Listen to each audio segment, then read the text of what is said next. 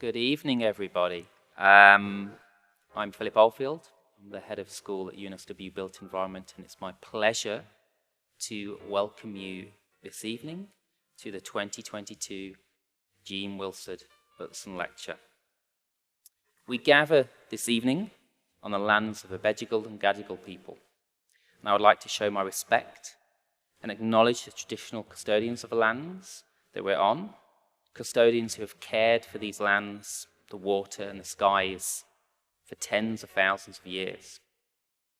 I would like to acknowledge elders, both past and present, and extend that respect to any First Nations people who are joining us this evening. The Utzon Lectures were officially launched in March 2010 by Jan Utzon, the son of renowned Danish architect Jørn Utzon.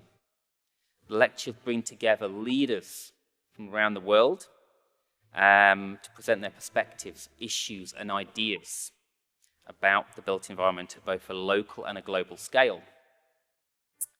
And over the past 12 years, we've seen more than 50 Utzon lecturers from around the world. But tonight's lecture is pretty special. It's the first Utzon lecture back on campus since 2020. So it's the first time we've had a chance to come together and enjoy an Utzon lecture and to network and to celebrate on these lands as a built environment community. And it's so wonderful as well to see the sun out for the first time in what feels like years as well, although I apologize about how it is hitting the slides at the moment. We're having a bit of building technical trouble with shutting some of the louvers, I'm afraid. But it is lovely to see the sun out as well. Now, tonight's address will be given by Alison Mirams, Chief Executive Officer of Tier 1 construction company Roberts Co. With more than 20 years' experience in the construction sector, Alison joined Roberts Co. in 2017 and has since built the company to 140 full-time staff, supported by a $700 million build pipeline. This is also a good opportunity for me to thank Alison and the company who have supported UNSW students since 2017 through the Roberts Co. scholarships for Indigenous students and women in the built environment. Through their generous support and mentorships, Roberts Co. have provided pathways to industry for the next generation of First Nations and female built environment professionals. So thank you to Alison and to the whole team at Roberts Co. for this really incredible support, which we benefit from. This evening, Alison will be addressing the issue of how to empower women to change the culture of the construction industry. Her work to disrupt the traditions associated with the sector while simultaneously growing the female talent pool is both courageous and, I'm sure, occasionally controversial. I'm very keen to hear from Alison as to her vision of how we fix and advance our industry for the benefit of both men and women. Now to some housekeeping, you'll excuse me. We hope very much that you can join us after the lecture for an hour of drinks and canapes in the foyer. And it's wonderful we're all together and back on campus, so let's enjoy that opportunity to connect. But I'm so used to saying, please turn your microphones off. What I'm going to say now is please turn your phones off or make sure your phones are on silent. And finally, a quick reminder, what you saw at the beginning there is our Utzon Collective. We now have all our Utzon lectures online, and we'll be recording tonight's lecture to join that kind of archive, that rich library of 12 years of lectures from experts around the world. So without further ado, I'd like to welcome Alison Mirams to give the 2022 Jean Wilson Utzon Lecture.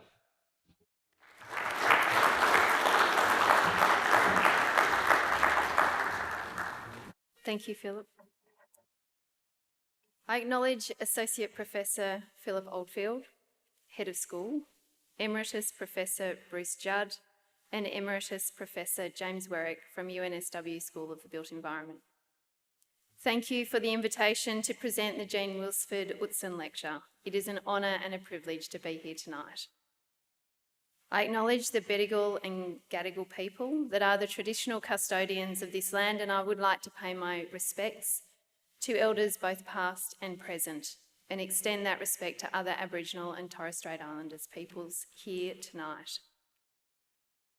I first heard about tower cranes and formwork as a 5-year-old, listening to my father talk about construction sites. My grandfather, who I sadly never met, was a quantity surveyor. My older sister studied civil engineering, and I completed a Bachelor of Building. It was either that or fashion design. I loved the process of design and construct. My sister and I were both born in June and July, so that by the time summer came around, we were old enough to be taken up the river, and it wouldn't interrupt Dad's skiing season. But I learnt early in my career, nothing interrupts the construction schedule, not even family time. In my first interview, 22-year-old me told the interviewer that I would not work Saturdays. Saturdays in my family were reserved for water skiing. I wanted to work hard in my career, but I also wanted to have family time, and I could not understand why I couldn't have both. But I understand that a shiny, new 22-year-old graduate wasn't going to change the industry. Maybe not at that point. Like most beginnings, it was unremarkable. The site office was cramped, I had no computer, and I had no toilet. Head office training instilled that we would not be told thank you, and in my first managerial pep talk, a foreman looked at me and he said, "You won't last." Porn was on the walls of the lunchroom and on the inside of the toolboxes. I would hear the giggles and the wolf whistles as I walked on site, which, to be clear, were not a compliment. But I'd been bitten by the addictiveness of this industry. I had a memorable day in 2000 when I got into a builder's lift, and there on the plywood lining in the graffiti was "Who's got bigger balls than Alison?" I remember going home and telling Dad that I'd made it. I received the graffiti as a sign of respect and that I was being accepted. At 32, I was promoted to being a director of multiplex. I was not only the youngest director, I was the only female director. The foreman who said I wouldn't last on my first project wrote to me and said, "We haven't ruffled a few feathers this time. You've plucked the whole fucking turkey." My father taught my sister and I to question, to think critically, to ask why. As I was moving along in my career, I realised I was increasingly in a position to cement some of the changes that I had wondered about. 5 years ago, I was in a really fortunate position to build a new construction company, and I was given the remit to do it how I think it needs to be done. But I am far from alone in this thinking, in this passion to see change in our magnificent industry.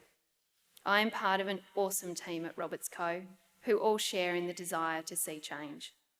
And I know today I am joined by many in this room who also share in that desire. To see progress, not just in how we build, but in how we work together as construction professionals.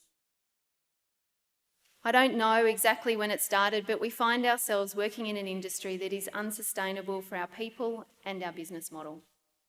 I'll talk about our people in a moment, but let me start with the challenges in our business model. The construction industry has been incredibly resilient during the past few years. We've built through fires, floods, COVID, 3 rounds of La Niña, and rapid double-digit escalation. People thought COVID was hard, but 2022 has been the toughest market I have seen in my 30 years of working. We passed our highest ever yearly rainfall in October, which is double our yearly average. Between January and the end of September, we lost 83 days to rain, which means we've only achieved 54% productivity on site. The double-digit escalation has crippled some builders and many subcontractors. Many contractors sign fixed lump sum contracts with no recourse to claim any increase in costs. With this knowledge, it has been incredibly disappointing to read BlueScope announce its highest ever profit in its 20-year history at $2.8 billion, and Maersk, the major shipping line, announced a record profit of $31 billion, up from previous guidance of $24 billion. So one must question, have the price rises been necessary or simply opportunistic? We've reached a point where the contractor's risk profile has ballooned to an unreasonable place, accepting risks and liabilities well beyond what is reasonable and beyond what is decent. If I could demolish 2 words from our industry language, it would be, that's market. Just because at some point in the past a builder has signed up to an unreasonable or aggressive term does not mean it should become a standard part of how we work together. We must be the only industry where the buyer sets the terms of purchase, not the seller. By compelling the contractor to take on all this additional risk, we are eroding margins and stifling innovation in our industry. We starve ourselves of the resources necessary to drive new initiatives and ideas. An analysis of Tier 1 and 2 contractors' financials over the past 2 years show corporate overheads run at an average of 3.6%, and the average profit margin is a mere 1.6%. An average profit margin of 1.6% with a risk profile where you are required to provide 100% of the contract sum or more if it all turns bad. You don't have to be Einstein to work out the risk and reward maths don't add up.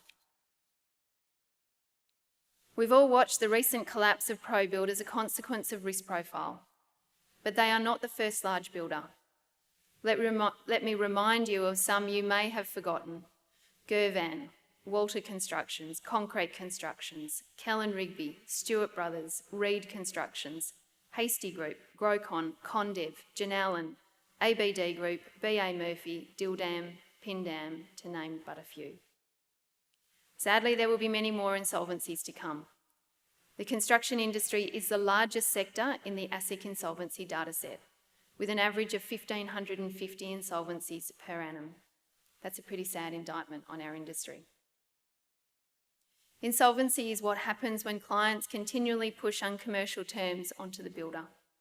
You think you're passing risk, but ultimately, if it all fails, the risk is back with the client. In starting Roberts, we made the conscious decision to change the risk profile downstream. Our contracts say in black ink, we will be fair and reasonable, and we have appropriate times for the supply of information. The result is contracts are executed quickly, without large legal bills, and the teams then spend their time planning how to construct the project. Earlier this year, we purchased 6 Victorian projects in the ProBuild VA. During the transition, we made sure that every subcontractor and supplier was made whole, that all outstanding invoices were paid and their retentions were reinstated. No one was out of pocket on the 6 projects we took over. Deloitte has stated our transaction took $270 million out of the creditors' queue, which is an incredible result. But much more importantly, I question how many lives did we save? How many marriages did we save, and how many homes did we keep? The answers to those questions we will never ever know. Now let's consider how we perform as an industry with our people, and it is just as concerning. Mates in Construction research tells us a construction worker is 6 times more likely to die from suicide than a workplace accident. Every year, 190 construction workers take their own lives. Only 12.7% of the construction industry are women. It's the same figure it was 35 years ago. Less than 2% of all tradespeople are women. According to WGEA, the gender pay gap in the construction industry is the second highest in the country. We suffer from presenteeism, with tight deadlines and busy worn as a badge of honour, and divorce is common. This is despite head contractors having a legal obligation under the Work Health and Safety Act to ensure, so far as is reasonably practicable, the health and safety of workers. I was thrilled to read the WHS legislation was amended on the 1st of October to include a legal obligation to eliminate or minimise the psychosocial hazards in the workplace. Psychosocial hazards at work are aspects of work and situations that may cause psychological harm. For too long, people have shouted safety and whispered health. Encouragingly, right now, there are changes beginning to appear. In 2019, when tendering for the Concord Hospital redevelopment, we submitted an alternate tender. We said to Health Infrastructure, you of all clients can't allow a worker to die from suicide caused by workplace stress when we are building a hospital to make people better. We offered to build the hospital 5 days a week and to engage the University of New South Wales, Dr. Natalie Galea, to study the effect of a 5-day work week on construction workers. And to their absolute credit, they agreed. Introducing a weekend, something most workers take for granted, does not sound like a radical intervention. However, in the Australian construction industry, the practice of working on Saturday at double time is deeply rooted as construction companies work to ever more demanding schedules. Construction firms acknowledge these issues and implement initiatives that seek to support individuals, such as employee assistance programs, rather than making structural changes. Work conditions, characterised by long and inflexible work hours, contribute to a workplace culture where working on Saturdays and even Sundays is now viewed as normal and more often than not expected. Long commutes to work further reduce the time available for workers to spend caring for their families and for themselves. So in this sense, Project 5 was indeed ambitious.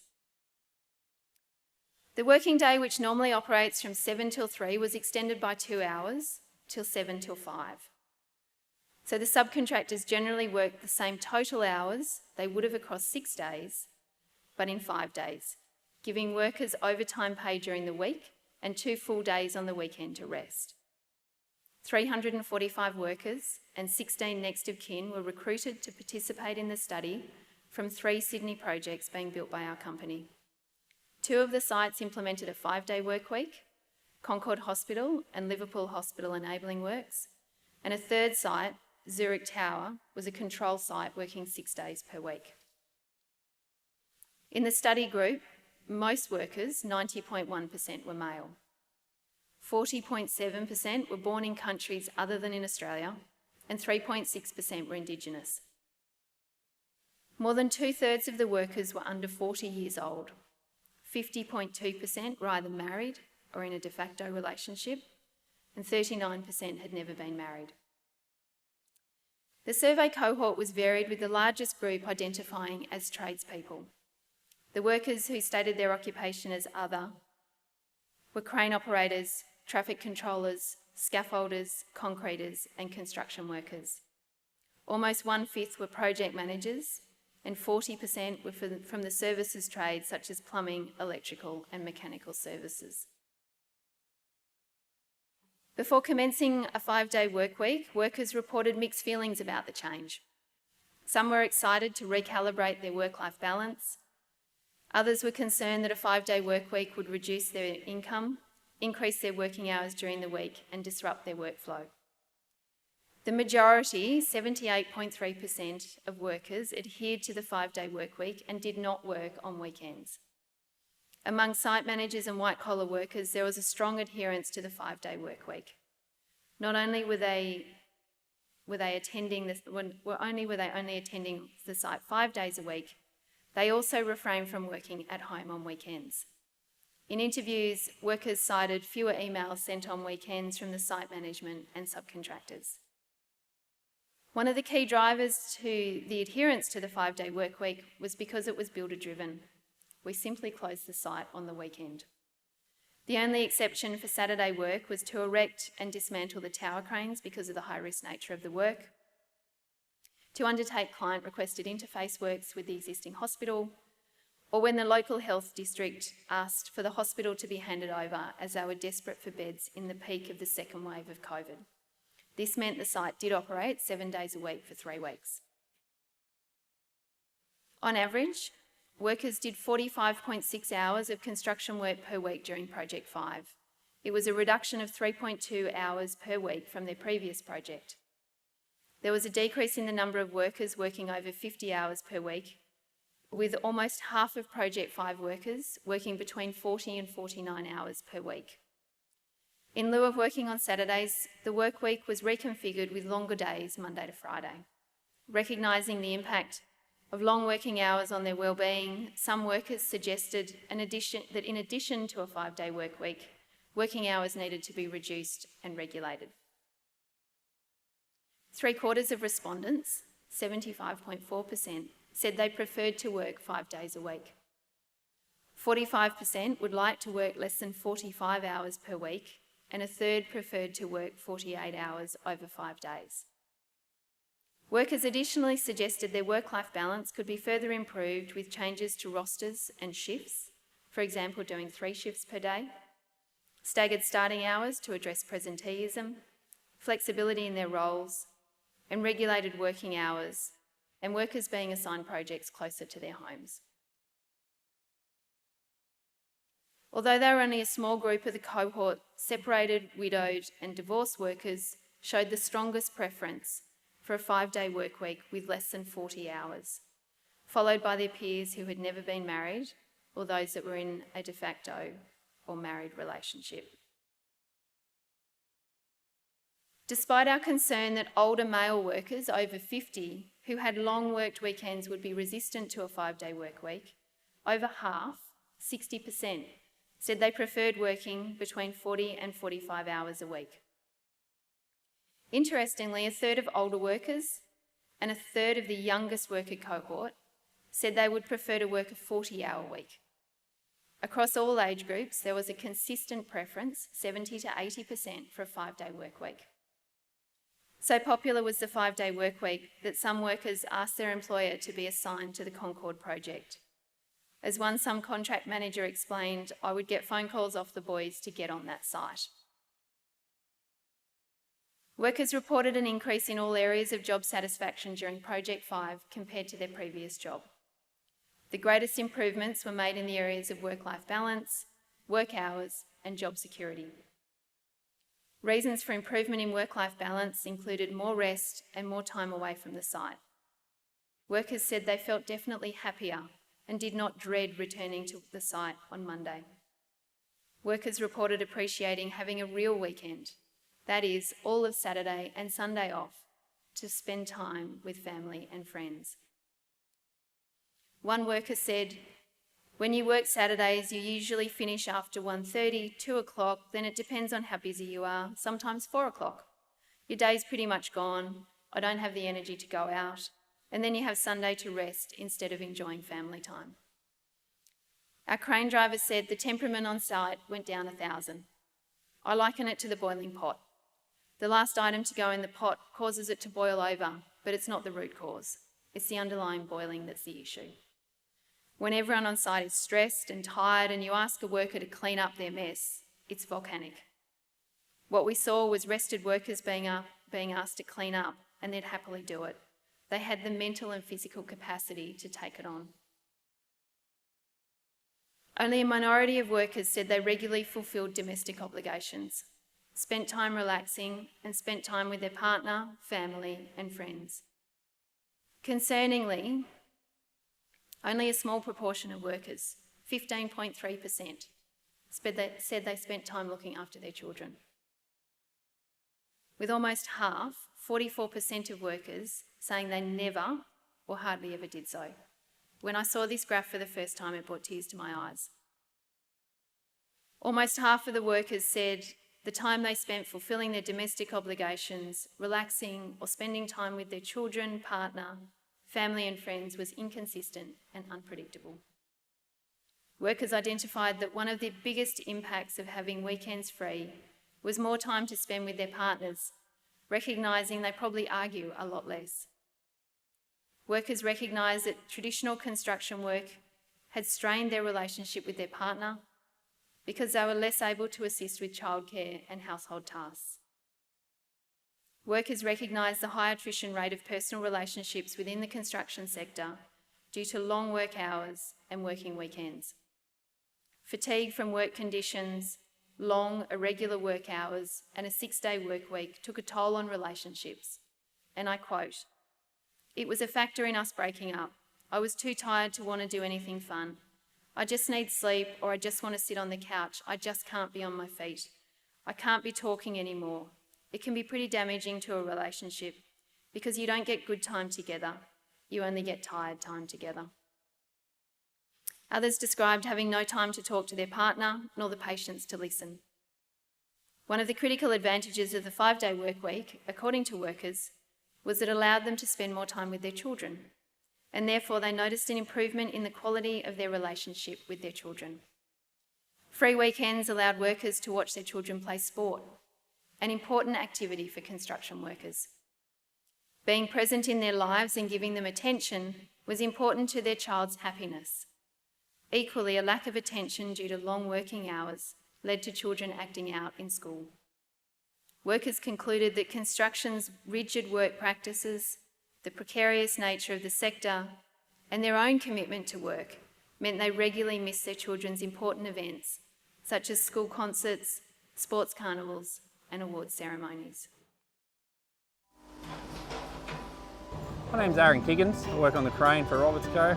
Not working a Saturday gives the opportunity to spend real quality time with your family, to be a part of their lives.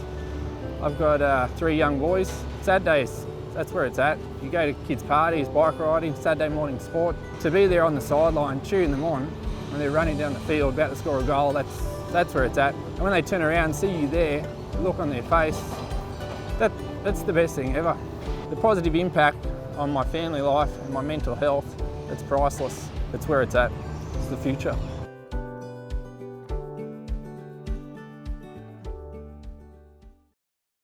Taking a closer look at the time workers spent on domestic work during Project 5, a trend emerged during the study where workers increased the hours they spent during domestic labour the longer they spent on Project 5. The number of workers doing 5 to 15 hours of domestic work increased from a meagre 2.3% to 13.6%. Still not enough, but it was a significant increase. Feedback from partners was that the 6-day work week and long and inconsistent work hours acts to constrain their own career and work opportunities, including access to promotions and access to full-time employment, access to economic security, and their own work-life balance and well-being. One said, "If my partner left me, I'd have nothing." We know that women over 50 are the largest group of homeless in Australia. Not only are we poor at bringing women into the industry, they leave 39% faster than men, but our 6-day working patterns are stopping women from working in the economy, and that's not okay. Remember, we are the 3rd largest industry in the country. COVID put the construction industry into the fastest and largest experiment on flexible working, and it was a resounding success. Dads experienced being home for dinner with the family, and men finally realised that flexibility is not a women's issue, it's a people issue. I am now aware that if there are fathers working late in our office, there is a partner at home who either doesn't work or has left work early to be the carer. Getting dads out the door on time can make a huge difference to women's ability to have a fulfilling career. Workers describe their workload as pretty similar to projects where they worked on weekends, yet the 5-day work week contributed to improved site relationships and team interaction. One worker noted, "Everybody that comes to our site so far that I've seen has said, 'This place is unbelievable. I'm happy coming to work. I think it's made me a happier person. I think I've probably got a lot more drive for the actual job, for my position.'" The flow-on effect, according to workers, was less stress, greater empathy, trust, and cooperation. The result of which was enhanced project cohesion and improved productivity compared to traditional 6-day week projects. According to workers, the absence of weekend work meant they felt more productive. It resulted in workers being better rested and less likely to make mistakes. Disciplined project planning and delivery by our site team, including clear, consistent communication to the workforce, and more hygienic site accommodation and amenities. Workers acknowledged that for out-of-the-ordinary tasks and out-of-sequence works, Saturday work was useful. Although most workers describe Saturdays as less productive and producing lower quality work, despite being an avenue to overtime pay. 2/3 of workers indicated safety on the site met their expectations, and 1/3 said it exceeded their expectations. According to workers, 2 critical factors improved site safety during Project 5, a tidy site and fatigue management. Having weekends off gave workers access to regular rest and recovery, which they described as important, especially when doing a dangerous job. The result, according to workers, was that they were a lot fresher and did not feel fatigued. As one worker noted, "Everyone just seems a bit more chilled out. No one seems run down." For some workers, the opportunity to rest, recover, and switch off from work was considerable. As one worker noted, on a 6-day work week, no matter how much time you sleep, Unless you're getting time to just sort of tune out, then you're just constantly tired. The project finished on time and ahead of another attender's 6-day program.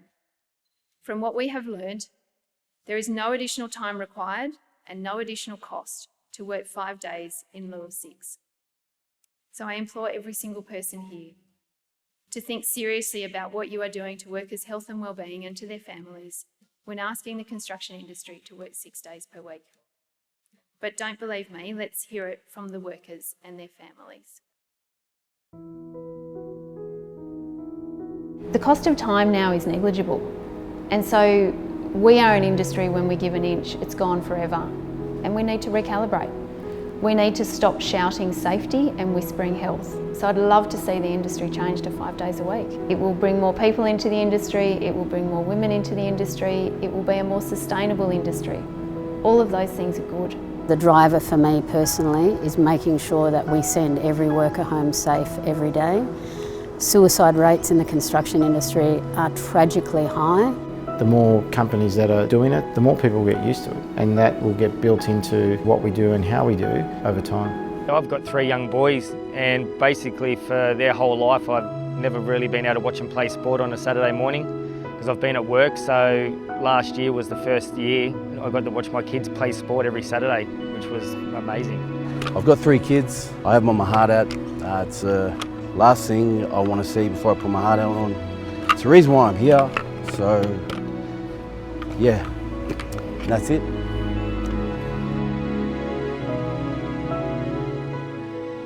So I guess a 5-day work week would mean we get to spend more time with him.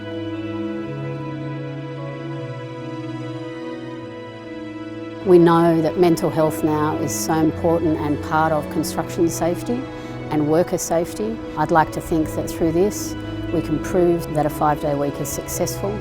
It's not more costly, it is efficient, it's not costing program, and that we can make it the business as usual for the construction industry of the future.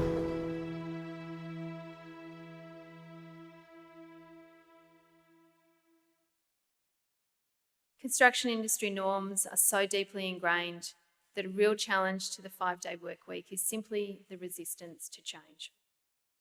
One industry stakeholder commented, "There's nothing special about working a 5-day week. I think there are some that feel a bit threatened by it almost, threatening the traditional way of construction." If you think working 5 days per week removes 1 day from the calendar, you will never see or believe the benefits of working 5 days a week. However, if you understand that we as an industry are not fully productive every minute of every day of every week, then you will understand and appreciate that we can be more productive working 5 days in lieu of 6. We saw subcontractors pushing the program at Concord. They would say to us, "Book the concrete for Friday, you're pouring." And we'd say, "The deck's not ready." And they'd say, "It'll be ready, book the concrete." The subcontractors knew if we didn't pour on Friday, there was nowhere for the form workers to go on Monday. They needed the pour done so their workforce could work efficiently. So programming and resourcing the job was done collaboratively. And the workers knew if they had to work overtime during the week, they were still getting 2 full days to rest on the weekend. But we didn't just implement a 5-day working week. I think one of the major reasons the industry struggles to implement change is that there is not one silver bullet that fixes everything. It is the sum of a lot of low-hanging fruit. The greatest gift that we were given at Roberts Co was to start with a blank piece of paper. We had no legacy, which meant we've been able to attack everything simultaneously. Everything we do is founded in decency. You've all heard of your IQ and your EQ, your emotional intelligence and your intelligence. But you can have very high emotional intelligence and still be an arse. You're just aware you're an arse, but you don't care. But if you have your DQ, your decency quotient, then you won't be an arse. At Roberts Co, we have IQ, EQ and DQ. Everything we do is founded in decency. We have thank you signs when you walk onto our projects, thanking everyone for their contribution and naming every subcontractor and consultant working on the project. Our contract at its largest is 24 pages. It says in blank ink, "We will be fair and reasonable." We are treating our supply chain as partners and developing deep relationships. We have dedicated, safe, lockable female amenities on site. I personally inspect every single one. We have breastfeeding rooms and prayer rooms. We have Indigenous artwork on our high-vis vests, demonstrating inclusivity for all. We have a mentoring program for our senior staff and a dedicated sponsorship program for our high-performing females. We have, as Philip said, 4 scholarships for women studying property and construction management here at UNSW, and we regularly speak at girls' careers events and host female work experience children. We track our promotions and our talent matrix each year by gender. We report monthly on the percentage of female employees against our annual target, and we review the gender pay gap monthly. We have employed into pay bands. Sadly, 25% of the women we have employed have needed their salaries fixed, some by up to 40%. If we didn't have decency, we would have saved a lot on our salary bills. By employing into pay bands, we are putting an end to the gender pay gap and meeting our legal obligation to provide equal pay for equal role. It's important to note that we have not fixed one man's salary. 50% of our executive team is female, 39% of our staff are female, and when I blend in our construction workers, we are at 35% overall. It's good, but we've still got work to do. We give our staff 3 health and wellbeing days per annum and $1,000 to spend on health and wellbeing initiatives each year. This year, we launched our parental leave scheme to provide 18 weeks for the primary carer, 3 weeks for secondary carer, and superannuation paid in the period of parental leave. I was thrilled that the first person who applied for our parental leave was a dad. He's currently on 18 weeks leave to raise his daughter while his wife returns to work. We promote, where appropriate, women before they go on maternity leave, so they don't need to wait for a promotion on their return, and they receive bonuses and pay rises whilst on maternity leave. I am tired of women not being given pay rises when they're on maternity leave. The way I look at it is, whilst they're on mat leave, mothers undertake a 1-year residential on leadership that a company didn't need to pay for. When I look at the course content of leadership courses, they talk about learning to manage competing interests, managing changing timetables, effective communication styles, how to be flexible, how to resolve conflict management, and how to be an effective negotiator. All things mothers have to tackle daily with a newborn child. Whilst mothers' technical skills didn't improve during the period of their maternity leave, their leadership skills did, and we need to reward them for that. I know I am a far better manager as a mother than I was pre-child. We've implemented mental health first aid training for all our employees. We take very seriously the information from mates in construction, and we are trying to make a difference. Our flexibility is led from the top, from me. Last week I sent an email to all staff stating that Halloween was on Monday and that parents should leave early to take their kids trick-or-treating. And I left early to take my son trick-or-treating, and we had a fantastic time. Although I think he came home with far too much candy. Our staff are tech-enabled so they can do their work from anywhere, wherever it suits them. But it has not always been smooth and easy. Some of what we are trying and proposing is confronting to old habits and industry practices. As we look outside Roberts Co, the industry is starting to respond and change. The New South Wales and Victorian governments, together with the Australian Contractors Association and leading industry groups, have been working on a culture standard for the construction industry. The draft standard was released for industry consultation at the end of last year.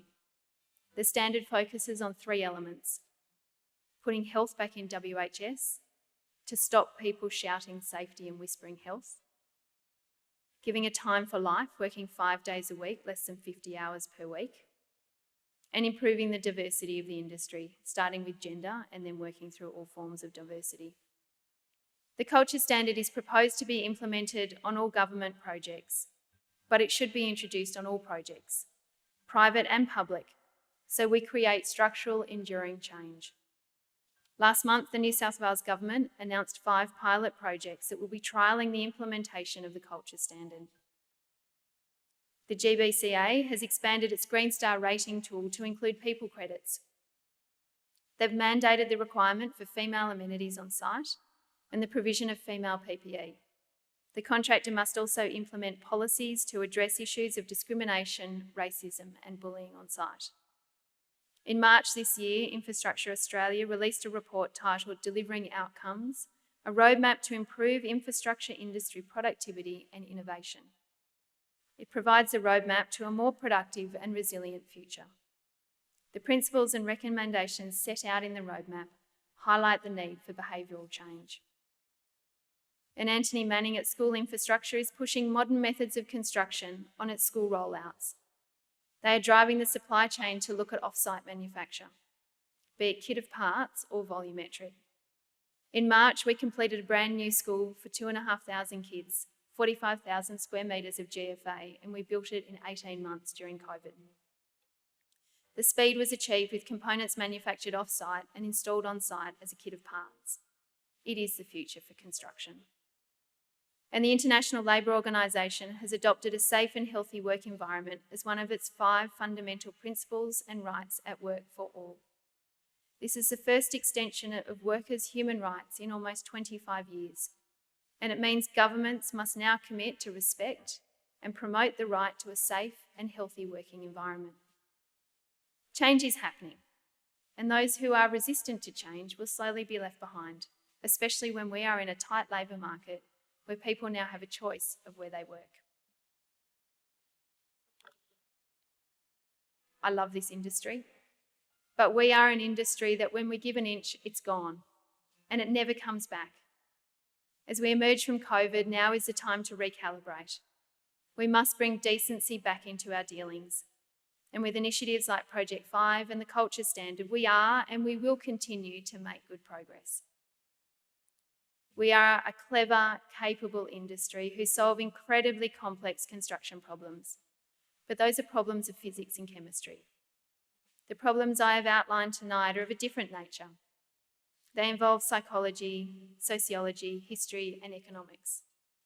As an industry of clever, problem-solving people, I believe we can solve these problems and build ourselves new ways of working. We are making progress, but it can't just be me or just be you. It needs to be all of us acting together. Then we can build something that we can be incredibly proud of. Thank you.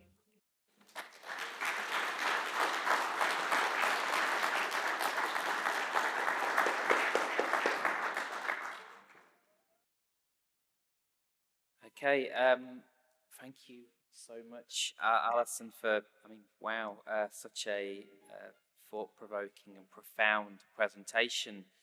We often think about the built environment in very physical terms, buildings, spaces, places. This really brings it back to the human element behind construction.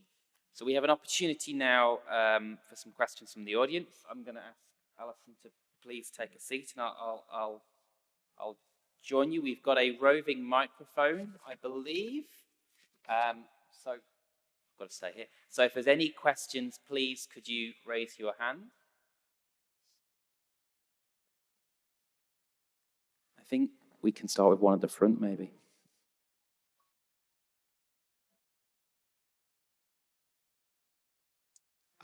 Thank you. That was very inspiring. My name's Robin Mellon. I'm CEO of Better Sydney. I'd be interested at the first case study you put up with was, I think, Aaron. He had the CFMEU sticker on his helmet. What were the union's reactions to the 5-day week as opposed to the 6-day? Were they very much ingrained in the old school thinking, or was it very much let's see what's best for the workers? Great question. So when we initially tendered the project, we spoke to the union and said we want to work 5 days a week, and they thought it was a flash in the pan and that's a nice idea and good on you. Yeah, you can go and do that. The workers loved it, and halfway through the project we went into EBA negotiations. And the union was pushing for every second Monday to be a fixed lockdown rostered day off. And I was okay with that because when you take every second Monday out, the 5-day week meant I'd get a quicker program and the industry would shift instantly. So I supported them pushing that. We said to the union, we want 5 days a week. And they said, yeah, that's nice. We're going to push us every second Monday. And we said, okay, go to Concord, talk to the workers. We won't come. Free ticket, go to site. They went to site and they said to the boys on site, every second Monday's fixed lockdown, you get Mondays off. And all the workers said, no, we want Saturdays. don't take my Saturday. I want to see my kid play sport. To their absolute credit, the union got it. The union saw it was for the benefit of their members. And I said to them, if you give me a 5-day calendar, I'll give you all the pay rises you want. I'll give you everything you want, because they tend to earn less working 5 days a week. They're doing less hours. And we did the deal on that. There's another question here. Gentleman here. Hello, my name is Dhananjay Miglani, and I'm a student. Throughout your slides, you emphasized on how the people got more time to spend with their family and everything. But since in the first place, the construction workers used to work up till 3 because it takes more physical labor, and how did that affect their exhaustion physically because they had to work more per day? Yep, good question. So we said to the workers, you can work 7 till 5 if you want to get overtime, or you can work 7 till 3. The electrician and the gyprockers chose to send more workers to site and work 7 till 3, and they chose to do it, so they cut out overtime and it saved them money. But we got the same productivity, so we didn't care. So it was really up to the individual trades. We said by this date you have to have that done. They either did the overtime or they sent more people. So we saw most subcontractors sent more people because you do get fatigued. And there's a lot of research that after 40 hours your productivity goes down. And we're talking about them working 50 hours. So they're unproductive in that last 10 hours. And we haven't attacked productivity yet. All we've attacked is working hours. The next piece is to attack productivity. Good afternoon, and thank you very much, Mirams, for your very inspiring talk and your initiative for this change to the building industry. But my initial question, I think, has been partly answered. I was going to ask you, in your negotiations with your clients, have you actually negotiated particularly the rostered day off out of the contracts, or have you included them and then just managed to sort of rearrange staff accordingly? Secondly, I was going to ask you, earlier in your talk, you mentioned, where you listed probably about 20-odd New South Wales and Australian builders who have gone under in the last 12 to 24 months, mainly because of, possibly because of COVID, enduring wet weather, signing wrong contracts. Can I ask you, with your particular company, how have you managed to extend your profits to be able to afford these generous offerings compared with the construction companies who have actually gone under? So in answer to your first question, we have 2 calendars, a 5-day and a 6-day calendar. The 6-day calendar has 1 Monday a month is fixed and 1 Monday a month is floating RDOs, so that's what all the builders have. Under the 5-day calendar, we work Monday to Friday, and the RDO is taken on a Saturday and paid on a Saturday. So they work every Monday to Saturday. They still have the fixed leisure weekends, which is Australia Day, Easter, June, King's Birthday weekend, October long weekend, and Builders Picnic weekend, where they get a 3-day or 4-day long weekend.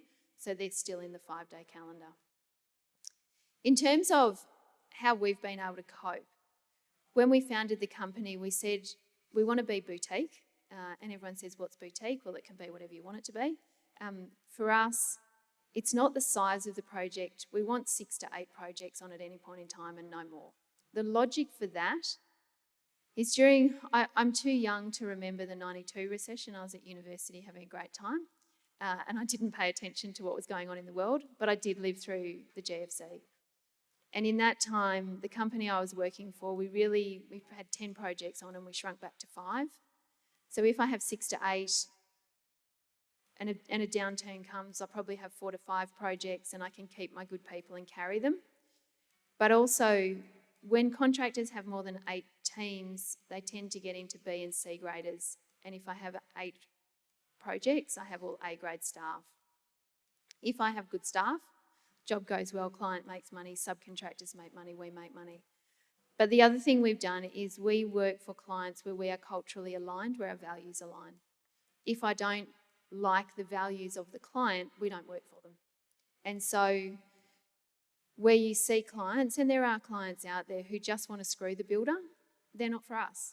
Someone else can go and work for them. So we're very careful on who we work for to make sure we can have a good discussion with a client. We're very careful on risk profile. If I can't price it, if I can't quantify it and price it, we don't take it. And that is actually making really good business sense, because I've got very big, broad insurances at the bottom end of the pricing market, because the underwriters like how we manage risk. So it makes very good business sense as well. Hi, thanks Alison. My name's Kim. I am an architect, my husband's a builder, so I'm familiar with working 6 days.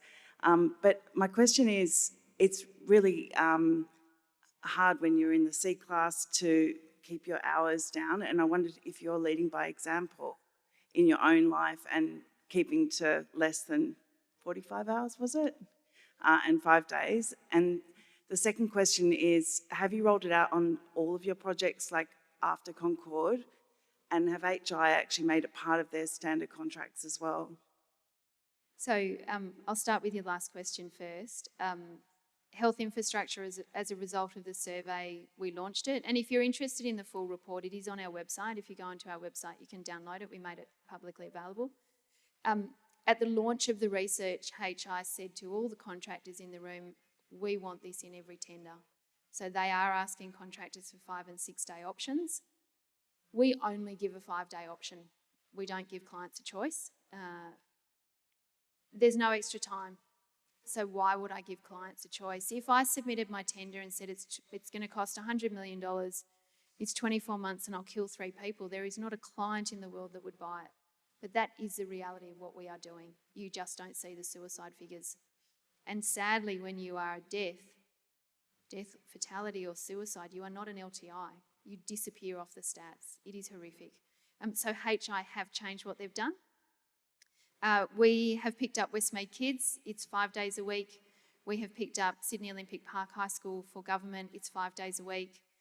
We're tendering a project. We're down to 1 of 2 at the moment. If we win, it is 5 days a week. So we are definitely pushing it. John Holland won Ramwick Kids 5 days a week. Icon have come out publicly in the paper and said we are now changing all our jobs to give 5-day tenders. And you know, when I said it hasn't always been easy, I have been mercilessly attacked. I have never ever been bullied in my career until I did this research. But copying is the highest form of flattery. And the fact that they are copying just warms my heart. And I stand on the shoulders of giants. It was not my invention. Lendlease did it years ago in Queensland. Hutchies have been doing it for years in Queensland. I have just publicly said enough. We need to change. We need to do something dramatic to change the dial in the industry, and I have been very vocal about it, but it's not my initiative. Do I live my values? Yes, I do. I didn't. When I worked at Multiplex, I was addicted to work. I thought I had work-life balance if I went home and had dinner ate dinner with my husband and then sat on the lounge and worked on my laptop all night. And there was one night we got into bed and I said to him, how was your day? And he looked at me and he said, why would I talk to you now when you have not spoken to me all night? And it was the slap I needed without being slapped. And in 2008, my best friend went to Dubai for a job interview and he ran across the road, looked the wrong way and he was hit and he died.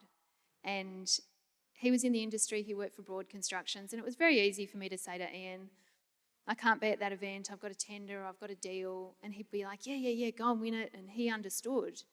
I can never ever get that time back. And do I regret it? Massively. Because I gave up something for what? So don't learn from me. When I went to Lendlease, I realised I could have a life and I could have a career, and it was revolutionary for me. And so when we started Roberts, it was like, no, this is what we're doing, this is how we're doing it. I dropped my son off at school. That was my son on the photos. I drop him at school. I don't walk into the office before 9:45, 9 o'clock. I leave at 5:30. I do log on after he's in bed, but all my emails go on delay send, so no one knows what time I work till. The reality is I only work till 9:30 because I'm tired and I go to bed. I have no annual leave accrued because I use it all. So I do live what I say, but I learnt it a very, very hard way and don't learn it the way I learnt it.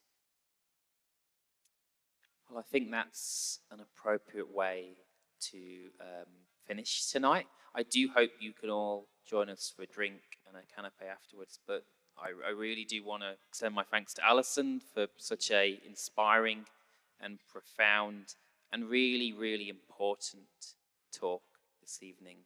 And if you could all join me in thanking Alison as well. Thank you.